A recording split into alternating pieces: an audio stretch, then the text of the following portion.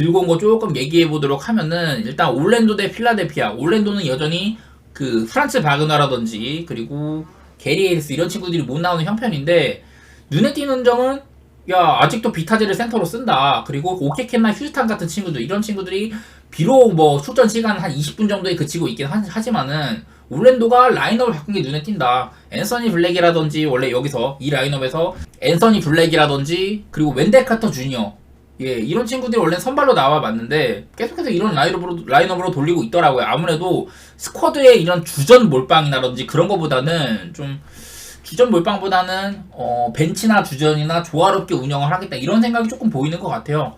사실 뭐 저는 그게 맞는 운영인지는 모르겠어. 올랜도는 원래도 뭐 오케케나 휴스탄 저는 이런 친구들이 경쟁력이 있는지는 아직 모르겠지만은 그 전에도 올랜도의 주전이랑 벤치 이런 경쟁력은 상당했었거든요. 벤치에서 막 잉글스 나오고 게리 해리스, 콜 앤서니, 조나단 아이작 그런 애들이 있는데 올랜도가 왜 이런 선택을 할까 그런 생각은 들어요. 오케케 휴스탄 저런 친구들이 선발로 쓸만한 친구들인가? 이런 생각은 드는 것 같더라고. 어쨌든 워낙에 좀 인재풀이 넓으니까 그렇게 하는 거겠죠.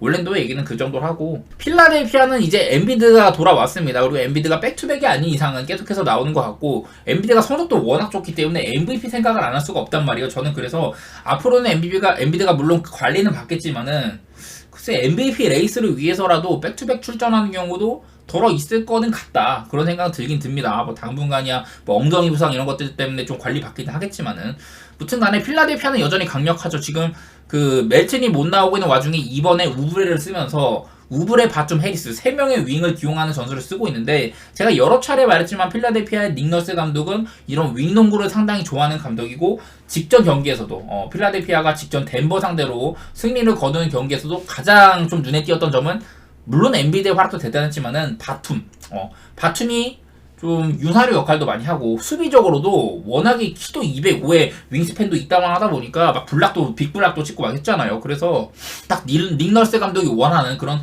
윙농구가 잘 돌아가고 있다. 여러 번 말했지만 윙농구라는 거는 다재다능하죠. 속도감도 좋고 외곽슛 능력도 좋고 수비도 어느 정도 되고 리머택도 되고 그렇다고 엄청 그러니까 한마디로 범용성 있는 친구들이라는 거야. 그 중에서도 바툼 같은 친구들은 정말 다재다능하죠. 이 친구는 또 패스까지 되다 보니까 A 패스도 되고 하다 보니까 스스로 공간 창출하는 것도 되고 하다 보니까 필라델피아는 다재다능한 윙도 많고 딱 닉너스 감독이 좋아하는 그런 스타일의 농구를 펼치고 있다 이런 얘기를 했는데 양 팀의 여기 적힌 거 밑에 좀 볼게요. 양 팀의 맞대결상으로는 필라델피아가 8승 1패로 지금 그 올랜도 원정에서는 5연승을 달리고 있다더라. 뭐 이런 것도 보였었고 최근에 제가 아까도 올랜도가 오케케, 휴스탄 이런 친구들 쓰면서 굳이 뭐 바그너가 못 나오긴 하지만 라인업을 왜 저렇게 하는지 모르겠다 이런 생각을 했는데 최근 5경기 동안 올랜도가 1승 4패예요. 뉴욕한테 승리를 거뒀던 게 진짜 대단하긴 했는데 뭐 마이애미나 미네소타, 오클라호마 좀 어려운 팀들을 많이 만났었고 최근 5경기 동안 보시다시피 득점이 98점밖에 안 됐고 전체 29등 수준이요. 밑에 포틀랜드밖에 없을 겁니다. 아마도 득점이 전체 5등 수준에다가 야투율이나 3점슛 모두 엄청 낮은 모습이 보여주고 있고요. 그리고 밑에 있는 거 이제 상대팀한테 얼마나 좀 허용을 했냐 이런 건데 실점은 104.8로 되게 잘 막았어. 리그에서 세 번째로 실점이 적었다. 근데 야투율 같은 경우는 46.9 그렇다고 엄청 잘 막은 건 아니었어요. 3점은 5등 수준으로 잘 막은 거지만은 이거를 어떻게 해석을 해야 되나 제가 여러 차례 말했지만요. 그 상대한테 실점한 값이 104점밖에 안 돼. 근데 야투 허용률은 꽤나 높았어. 이거는요. 상대팀의 이런 공격 시도를 최대한 억제를 했다. 이렇게 볼 수 있는 겁니다.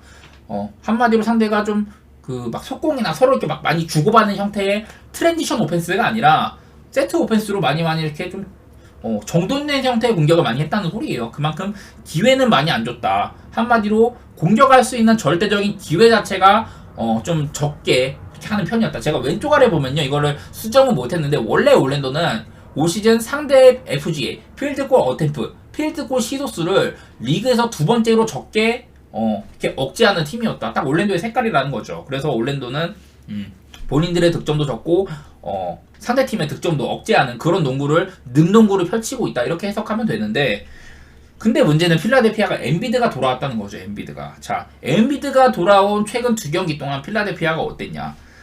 그 필라델피아는 득점을 평균 125점을 했었고 그 기간 동안 만난 상대가 무려 덴버랑 휴스턴 서부의 상당한 강팀들이란 말이죠. 특히나 덴버 같은 경우는 요키치를 이렇게 위시로 해가지고 올 시즌도 이렇게 타이틀을 노리는 말 그대로 이 디펜딩 챔피언이잖아요. 근데 그런 팀 상대로도 이 필라델피아가 125점을 그 두 경기 동안 휴스턴이랑 덴버 상대하는 동안 평균 득점 125점, 야투율 52%, 3점이 48%로 아주 잘 돌아갔다. 반대로 그전 엔비드가 돌아오기 전에 5경기 동안 아마 제가 알기로는 이 5경기 내내 엔비드가 결정한 건 아닌 걸로 알고 있는데 그전 5경기 동안 좀 득점이 약간 좀 부진했던 그런 그전 5경기거든요. 필라델피아가 최근 엔비드가 돌아온 이후 2경기 말고 그전 5경기 동안은 112점, 132점, 109점, 92점, 110점 이렇게밖에 득점을 못했었어요. 그래서 그전 5경기는 필라델피아가 득점이 111점 평균적으로,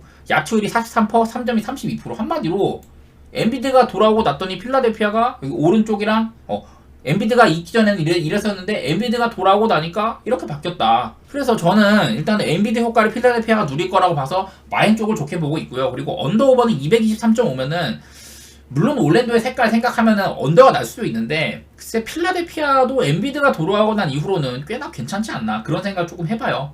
근데 이게 워낙에 필라델피아도 좀 언더의 색깔이 좀 있는 팀이기도 하고 저는 이거 언더오버는 조금 까다로운 것 같고 필라델피아 쪽을 조금 좋게 볼 것 같네요. 근데 또 올랜도도 얼마 전에 뉴욕 상대로 이런 끈덕진 승부 끝에 막 언더로 승리를 거두고 뭐 이런 것도 있다 보니까 쉽지만은 않은 것 같아.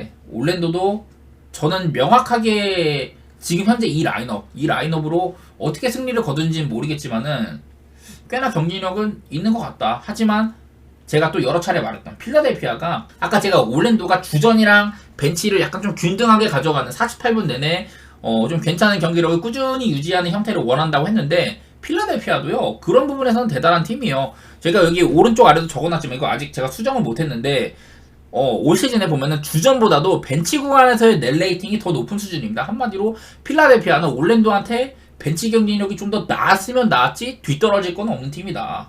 그래서 저는 올랜도가 저렇게 48분 내내 강력한 라인업을 이렇게 가동하고 싶다고 하더라도 필라델피아가 오히려 그 부분에서 더 앞설 수도 있다. 이런 생각까지 합니다.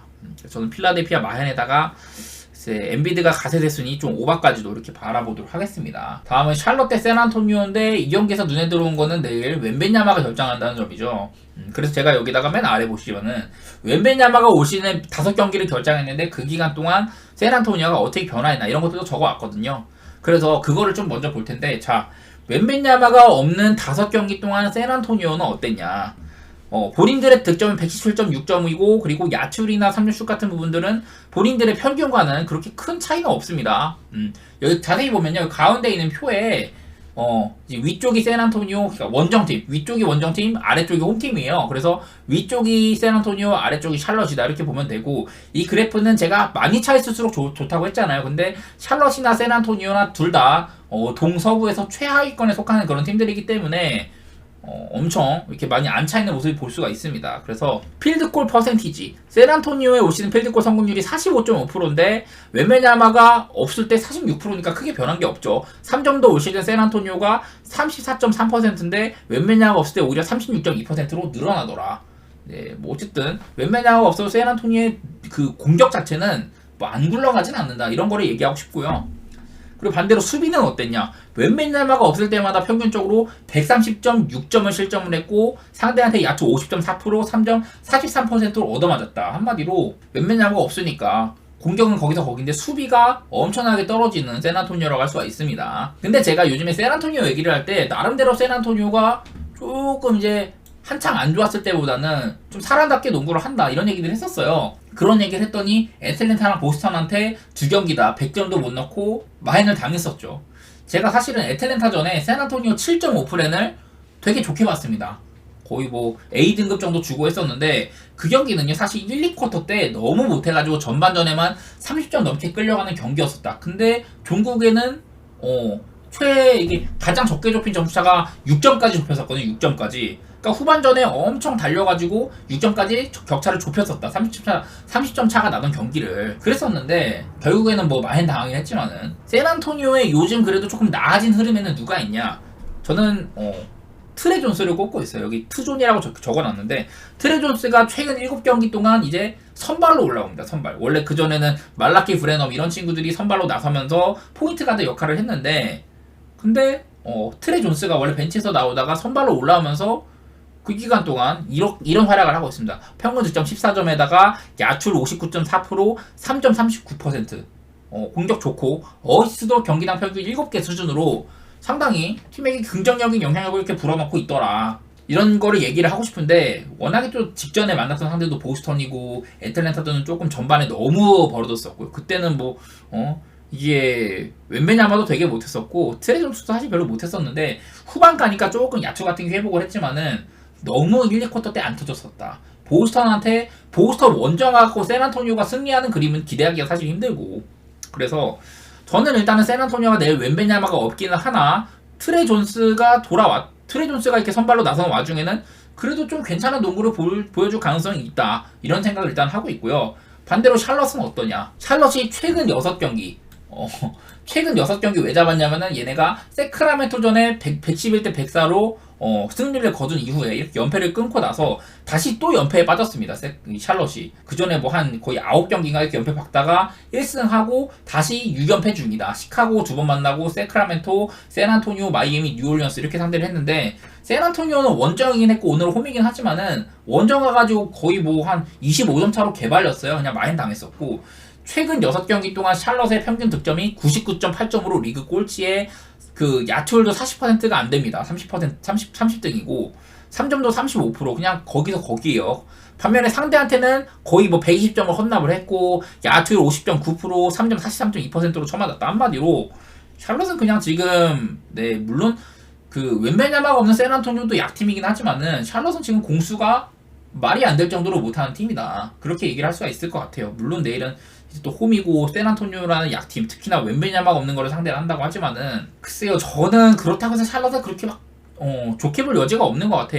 저는 이 경기 애초에 샌안토니오 쪽을 봤는데 샌안토니오가 5.5 프레임을 받았다 하면은 저는 샌안토니오 갈만하다고 생각이 들거든요. 웬베냐가 없다고 하더라도 물론 웬베냐가 없을 때 상대한테 130점가량 실점하는 그런 팀이다 샌안토니오가. 하지만은 요즘의 샬럿은 보시다시피 최근 6경기 연속으로 이거는 또 라멜로 볼도 돌아오고 나름대로 테리 로지오도 득점 볼륨을 채워주고 있는 와중에 샬럿의 득점이 이랬다는 거거든. 리그 꼴찌 수준에다가 100점도 못 넘겼단 말이야. 야투율이 40%도 안 되고.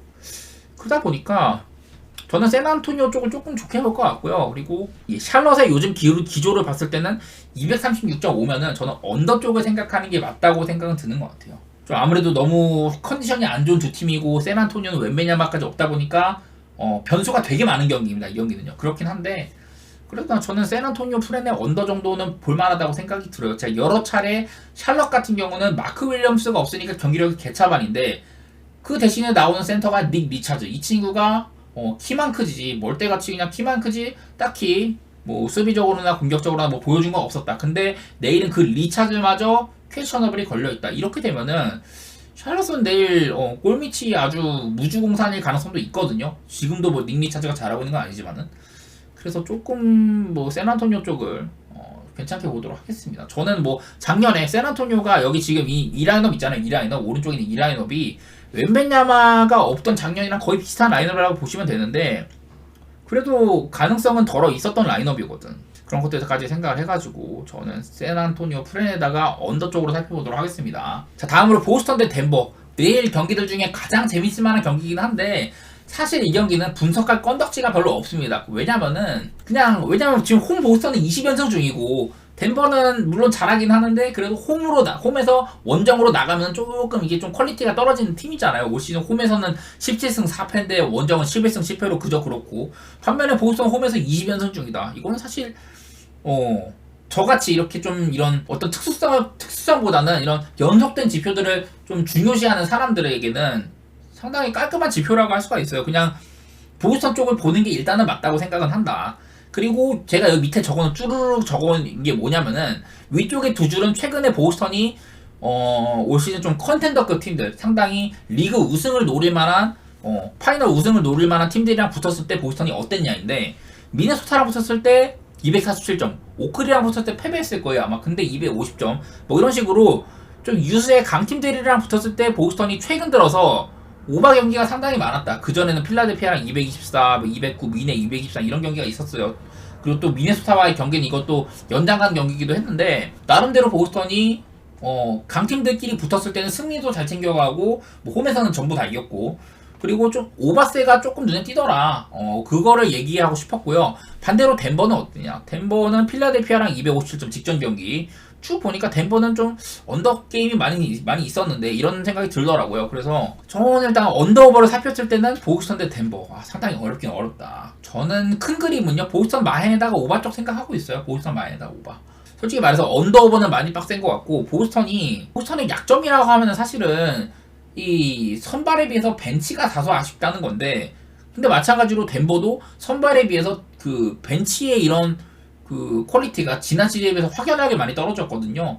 뭐 브루스 브라운 떠나고 뭐 이러다 보니까 그래서 뭐 크리스찬 브라운이라든지 뭐 줄리안 스트로더 이런 친구들이 원래 잘해줘야 되고 레지 잭슨 이런 애들이 있지만은 스트로더도 빠지고 찬차로도 없고 이러다 보니까 보스턴의 약점이 그게 마땅히 덴버의 장점이 되지는 않더라. 덴버가 공략할 만한 점이 되지는 않는 것 같다. 그런 생각도 들어가지고 예, 저는 보스턴의 홈 연승 행진과 더불어서 마헨 쪽으로 살펴볼 것 같고 좀 타이트한 게임이 될 수도 있겠지만 보스턴이 리드를 하는 그림이라면은 저는 그래도 마헨 가능할 것 같아요. 4.5점 정도면은. 그래서 보스턴 마헨에다가 오바 쪽으로 이렇게 좀 살펴보도록 하겠습니다. 이 경기는 좀 짧게 할게요. 그냥 보스턴의 홈 연승 행진에 기대를 걸 수밖에 없을 것 같다. 다음 뉴올리언스 대 피닉스.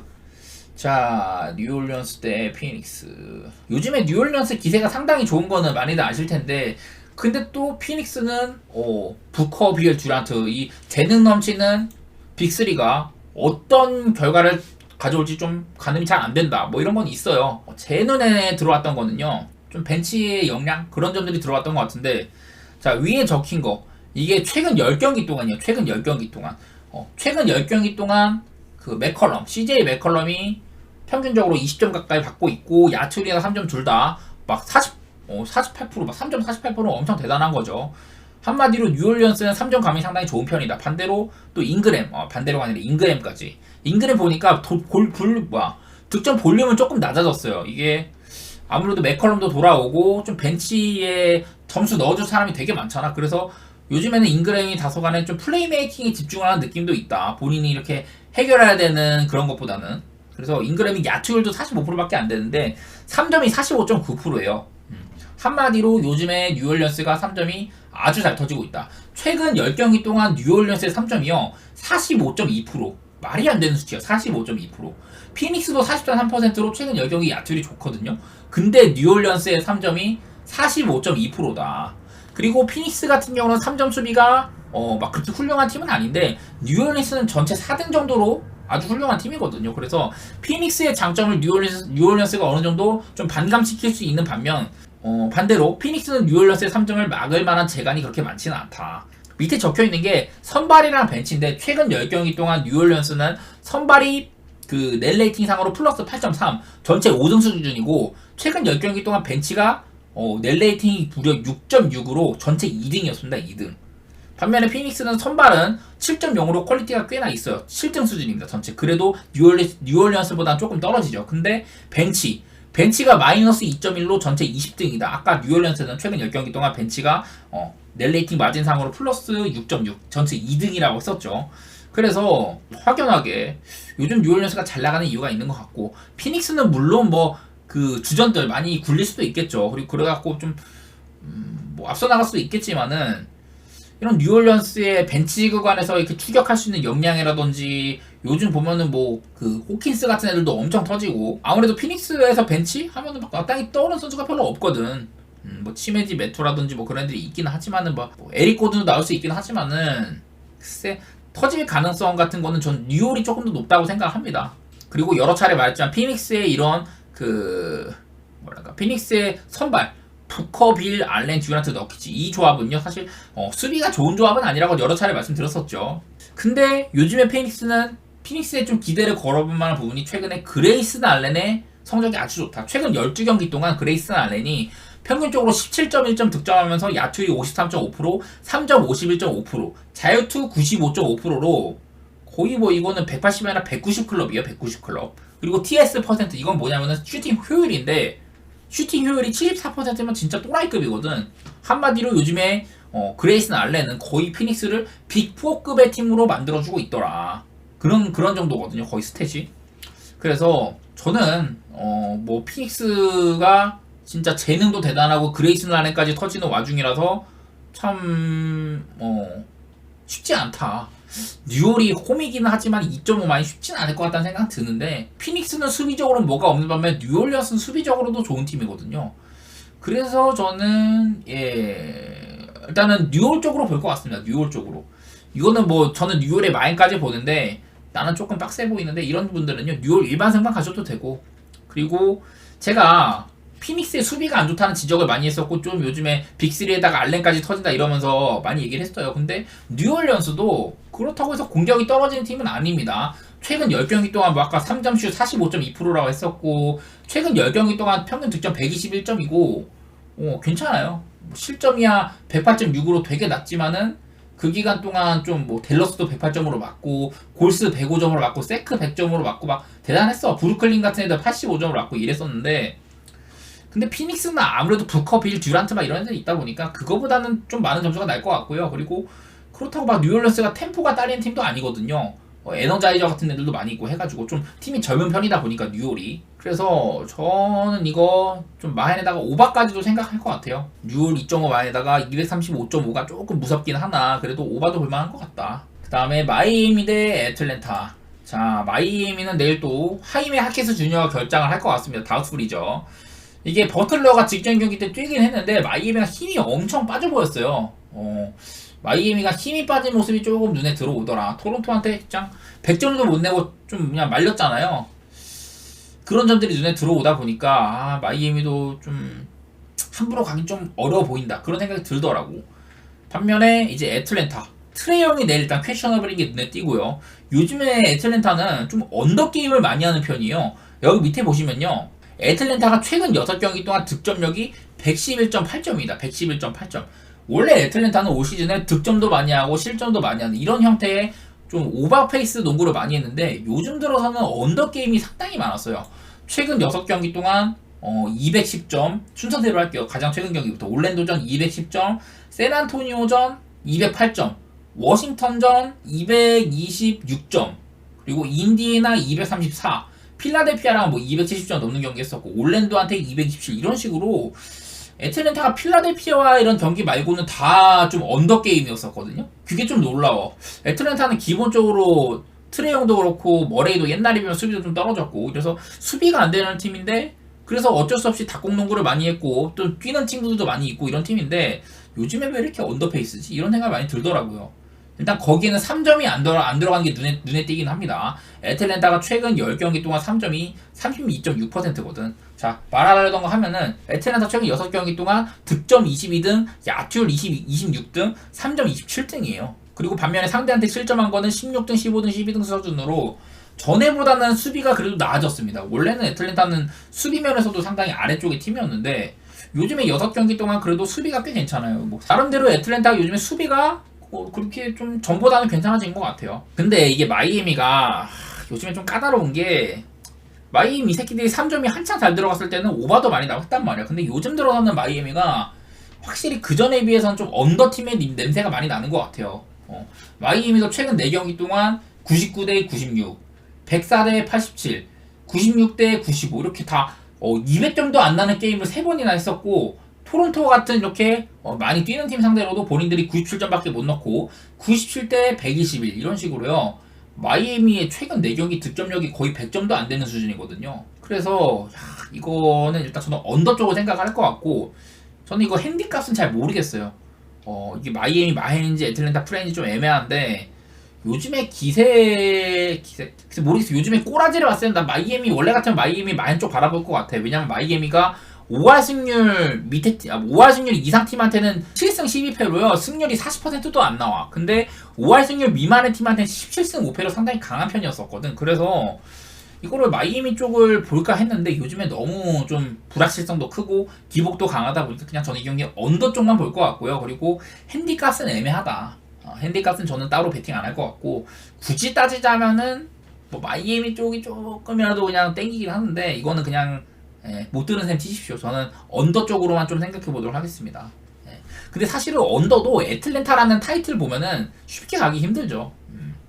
요즘에야 3점이 너무 안 터졌었고 좀 3점도 터지면은 오바도 날만한 팀들의 대결이기 때문에 저는 조금 어렵다 생각을 하고 이 경기는 승패보다는 그냥 언더만 조금 보도록 하겠습니다. 자, 다음 포틀랜드 대 인디애나. 제가 이 경기는요, 지금 여러분들이 이제 뭐 베팅하거나 다른 분들 이렇게 방송 같은 거 보시면은 글쎄 뭐 저는 이거 단정 지을 수는 없지만은 아마 이런 거 많이 보실 거예요. 다들 이렇게 로토와이어 켜놓고 내일 누가 결장한다더라 이런 거 많이 보니까.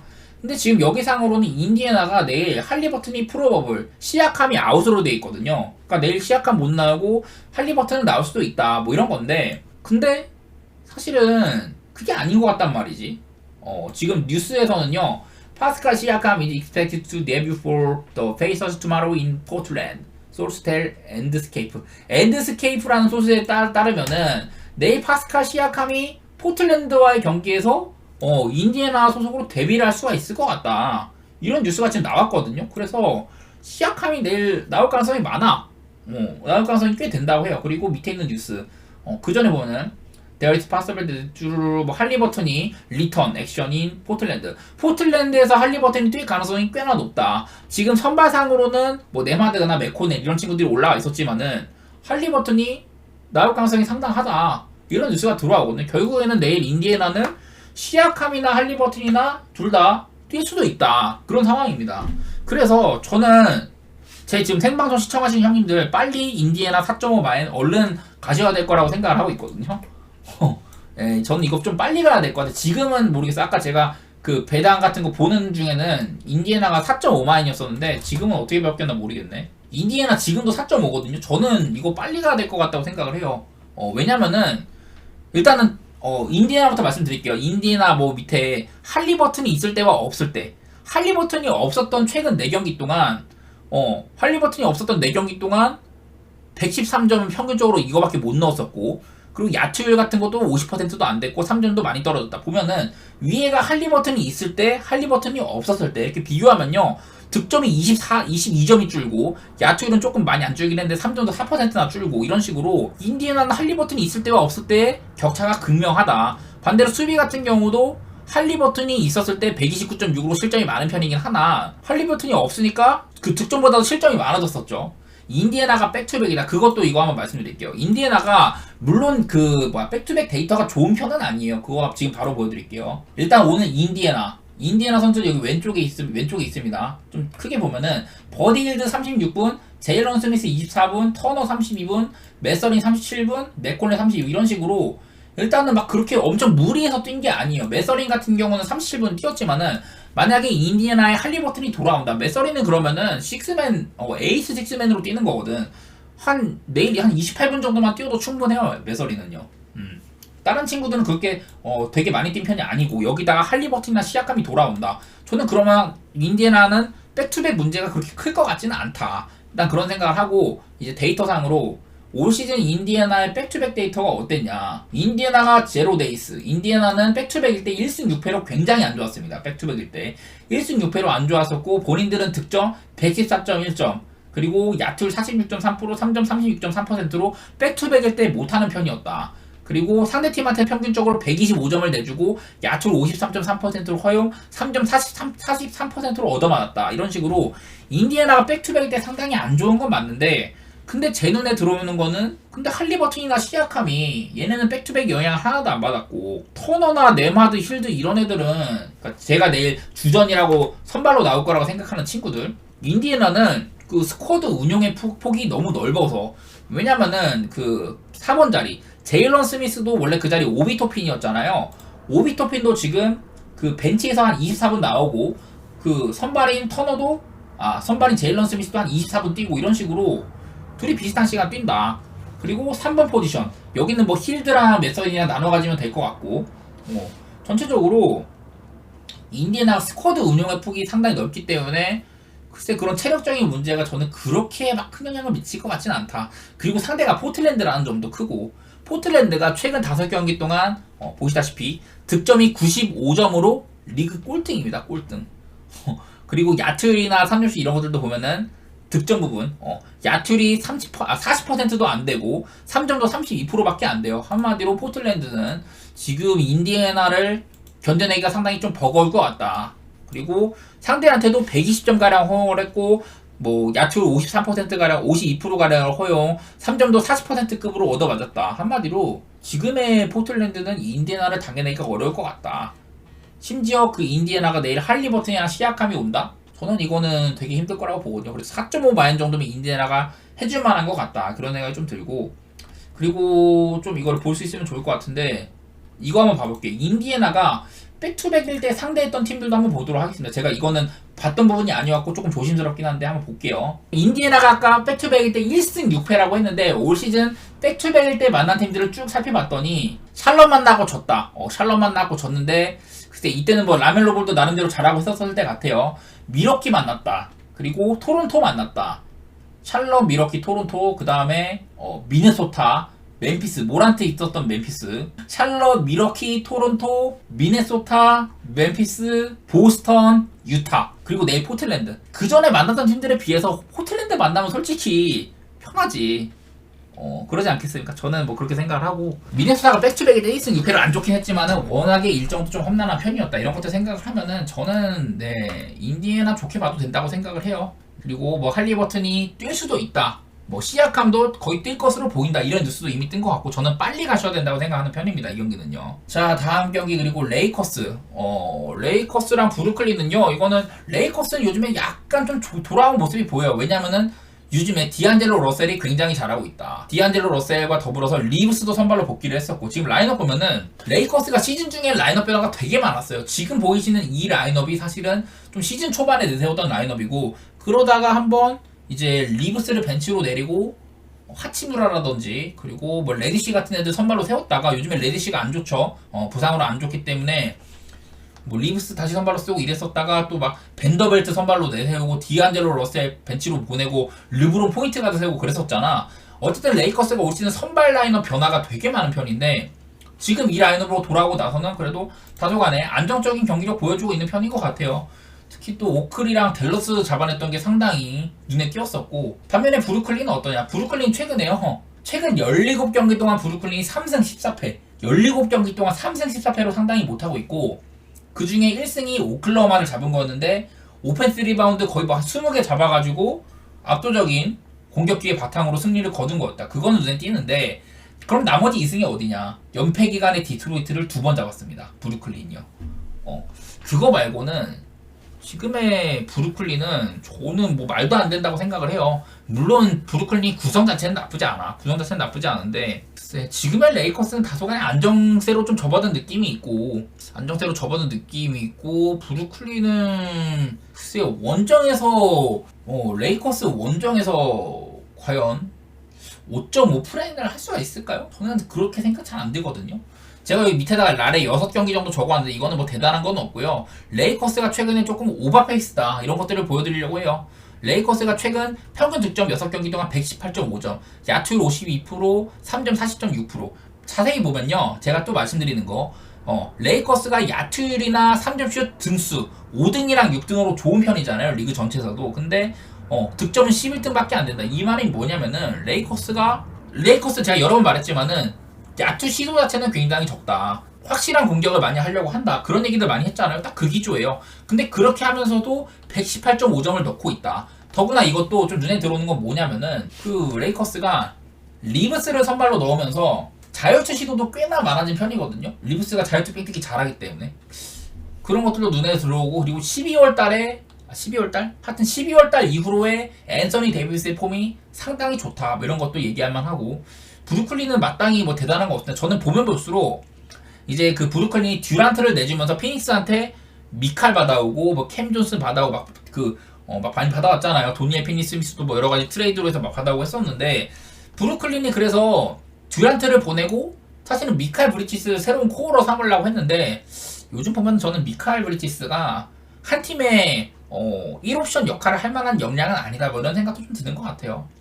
물론 뭐 공수겸장에다가 뭐 잘하는 건 알겠는데 팀을 어떻게 플레이오프권으로 이렇게 이끌고 할 만한 능력까지는 전 잘 모르겠다. 무튼 레이커스가 최근 6경기 동안 이렇게 오버페이스가 좀 두드러진다는 점. 최근에 수비도 상대한테 118점 내주면서 수비도 잘 안 되는 편이긴 합니다. 물론 뭐 최근 6경기 동안 만난 상대가 클리퍼스, 그리고 트레이드 이후에 엄청나게 달리는 토론토, 그리고 듀란트, 뭐 빌, 부커의 빅3의 피닉스, 요즘에 유타 엄청 뛰죠. 유타한테 132점 실점했었고, 오클라호마 상대로 잘 막았었고, 댈러스 상대도 잘 막았었고, 요즘에 클파, 토론, 피닉, 유타, 오클, 댈러스 이런 애들 만나다가 내일 브루클린 만난다? 일단 편하고 걔네들에 비하면 브루클린의 공격력이 월등하게 떨어지는 편이긴 해요. 최근 3경기 동안 브루클린이 102점, 95점, 103점으로 딱 100점 넣었거든. 102, 95, 103 더하면 300 맞네. 어쨌든 브루클린은 최근 3경기 평균으로 100점밖에 못 넣고 있어가지고 저는 언더오버는 조금 고민이 되긴 하는데, 그래도 레이커스 마헨에다가 오바 쪽으로 보는 게 맞다는 생각은 드네요.